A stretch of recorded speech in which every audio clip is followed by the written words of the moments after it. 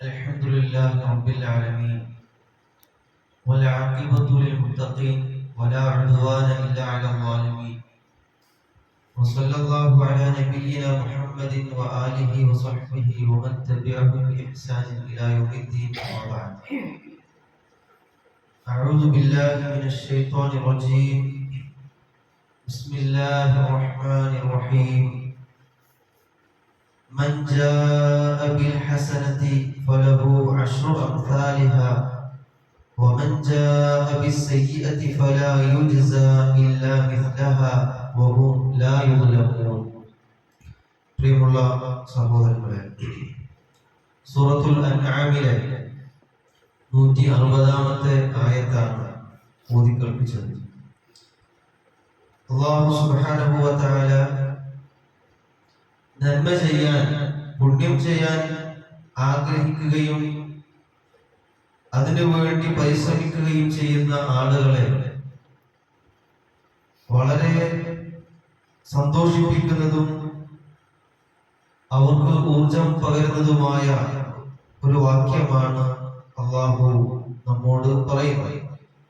മൻ ജാഅ bill ഹസനതി, ആരെങ്കിലും ഒരു നന്മ കൊണ്ടുവന്നാൽ, ഒരു നന്മ ചെയ്താൽ, ഫലഹു അശ്റു അംസാലിഹ, അതിന്റെ പേരിൽ അവന് ഒരു നന്മയായിട്ടല്ല പടച്ചവൻ അത് രേഖപ്പെടുത്തി വെക്കുക, മറിച്ച് ഫലഹു അശ്റു അംസാലിഹ, അതിനെ 10 പുണ്യമായിട്ടാണ് അല്ലാഹു അത് രേഖപ്പെടുത്തുക എന്നും. വമൻ ജാഅ ബിസ്സയ്യിഅതി, ആരെങ്കിലും ഒരു തിന്മ ചെയ്തു കഴിഞ്ഞാൽ ഫലാ യുജ്സാ ഇല്ലാ മിസ്ലഹ, അതിന് അവൻ പ്രതിഫലം നൽകപ്പെടുക. പ്രതിഫലം എന്ന് പറയുമ്പോൾ ആ കുറ്റകൃത്യത്തിനുള്ള ശിക്ഷ അനുഭവിക്കുക. അതിന് തത്തുല്യമായ ശിക്ഷയാണ് അവന് ലഭിക്കുക. നേരത്തെ നന്മയെ പറ്റി പറഞ്ഞപ്പോ 10 നന്മയായിട്ട് അല്ലാഹു അതിനെ മാറ്റുമെന്നും, തിന്മയെ പറ്റി പറഞ്ഞപ്പോ ആ ഒരു തിന്മയുടെ, ആ ഒരു തെറ്റിന്റെ ശിക്ഷയായിരിക്കും അവൻ അല്ലാഹു നൽകുക. അവരാരും തന്നെ അനീതി കാണിക്കപ്പെടുകയില്ല, അക്രമം കാണിക്കപ്പെടുകയില്ല എന്ന് അല്ലാഹു വ്യക്തമാക്കുക.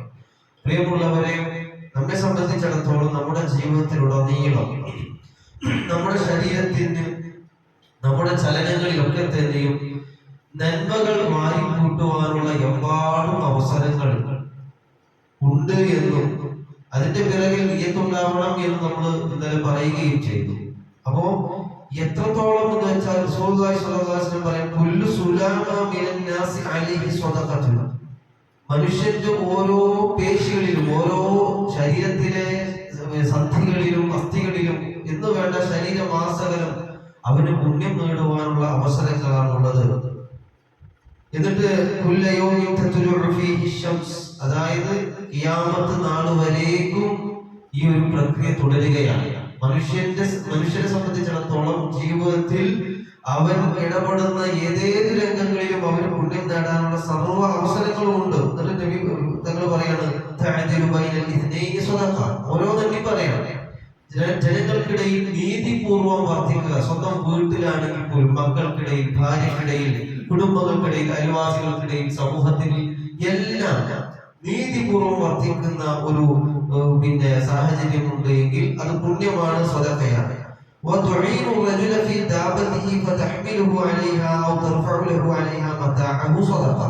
ഒരാള് വാഹനത്തിലേക്ക്, തന്റെ വാഹനപ്പുറത്തേക്ക് എന്തെങ്കിലും സാധനങ്ങൾ, ചരക്ക് കയറ്റാൻ നിൽക്കുമ്പോ അതിനൊന്ന് കൈത്താങ്ങായിട്ട് സഹായിക്കുക പോലും, ആ പ്രയാസപ്പെടുന്ന ആളുകൾക്ക് ഒരു കൈസഹായം ചെയ്യുന്നത് പോലും പുണ്യമാണ്, സ്വതക്കയാണ്. നല്ല വാക്ക് പറയുന്ന സുഖല്ലേ, എന്താണ് വിശേഷം എന്ന് ചോദിക്കുന്നത് പോലും കലിമത്തു ത്വയ്യിബത്തു, ആ കലിമത്തു ത്വയ്യിബ അതുപോലും പുണ്യമാണ്, ധർമ്മമാണ്. നിസ്കാരത്തിലേക്ക്, നിങ്ങൾ പള്ളിയിലേക്ക് വരുന്ന ഓരോ കാൽമുമ്പുകൾക്ക് പോലും, നിസ്കരിക്കുന്നതിനെല്ലാം പള്ളിയിൽ വന്ന് ദിക്റും ദുആയും അതുപോലെ തന്നെ നമസ്കാരം നിർവഹിക്കുന്നതിനെല്ലാം പുണ്യം. അതിന് പുണ്യമില്ല എന്നല്ല, പക്ഷെ അതിന് ആ നമസ്കാരത്തിലേക്കുള്ള വരവിന് പോലും പുണ്യമുണ്ട് എന്ന് പറഞ്ഞാൽ ആ ഒരൊറ്റ വരവായിട്ടല്ല കൂട്ടുന്നത്. ഓരോ കാൽവെപ്പുകൾക്കും, ഓരോ സ്റ്റെപ്പുകൾക്കും പ്രതിഫലമുണ്ട്, പുണ്യമുണ്ട്. വരുന്ന വഴിയിൽ വല്ല പ്രയാസവും ബുദ്ധിമുട്ടൊക്കെ, റോഡിൽ വല്ല പ്രശ്നങ്ങളൊക്കെ, വഴി തടസ്സം നിൽക്കുന്നത് മാറ്റിയിടുന്നത് പോലും പുണ്യം. ഇങ്ങനെ പുണ്യങ്ങളുടെ ലിസ്റ്റ് പരിശോധിച്ചാൽ ബാക്കി എല്ലാ അർത്ഥത്തിലും ശരീരത്തിന് കഴിയുന്നതായിട്ടുള്ള സകലമായ പുണ്യങ്ങളും ഒക്കെ വാരിക്കൂട്ടാൻ, സ്വായത്തമാക്കാൻ ഒരു വിശ്വാസിക്ക് സാധിക്കും എന്നുള്ളതാണ്. വിശ്വാസി ചെയ്യുമ്പോഴാണ് അത് പുണ്യമാവുക എന്ന് നാം കൂട്ടത്തിൽ ഓർക്കുകയും ചെയ്യുക.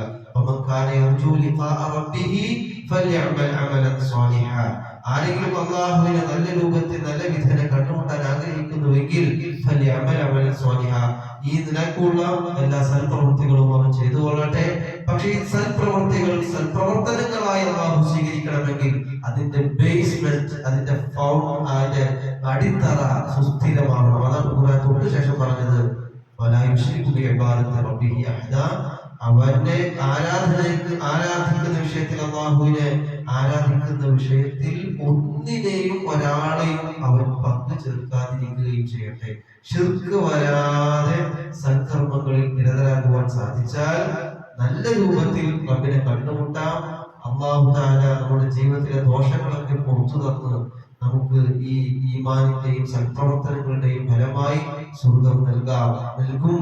മാത്രമല്ല, ശിർക്ക് വന്നു കഴിഞ്ഞാൽ ഈ അമലുകളൊക്കെ ബാത്തിലായി പോകും എന്ന വസ്തുത മനസ്സിലാക്കി ജീവിതത്തിൽ നേർച്ചകളാണെങ്കിലും വഴിപാടുകളാണെങ്കിലും മറ്റു ആരാധനയുമായി ബന്ധപ്പെട്ട് ഏത് വിഷയമാണെങ്കിലും പടച്ചോന് മാത്രം സമർപ്പിക്കുക. അതിന്റെ ഭാഗമായുള്ള സകല പരിപാടികളിൽ നിന്നും മാറി നിൽക്കുക. ഇതൊക്കെ ഒരു വിശ്വാസിയുടെ ഏറ്റവും വലിയ അനാമത്തും ഗുണവുമാണ് മനസ്സിലാക്കുക. ജീവിതത്തിൽ സൽക്കർമ്മങ്ങൾ അധികരിപ്പിച്ച് മുന്നോട്ട് പോവുക. അല്ലാഹു സുബ്ഹാനഹു വ തആല ആ രൂപത്തിൽ വിശ്വാസം അർപ്പിച്ച് സൽക്കർമ്മങ്ങളിൽ മുന്നേറുന്ന വിശ്വാസികളിൽ അല്ലാഹു നമ്മെ ഉൾപ്പെടുത്തി അനുഗ്രഹിക്കുമാറാവട്ടെ. വാഹിറു ദഅവാനാ അൽഹംദുലില്ലാഹി റബ്ബിൽ ആലമീൻ. അസ്സലാമു അലൈക്കും.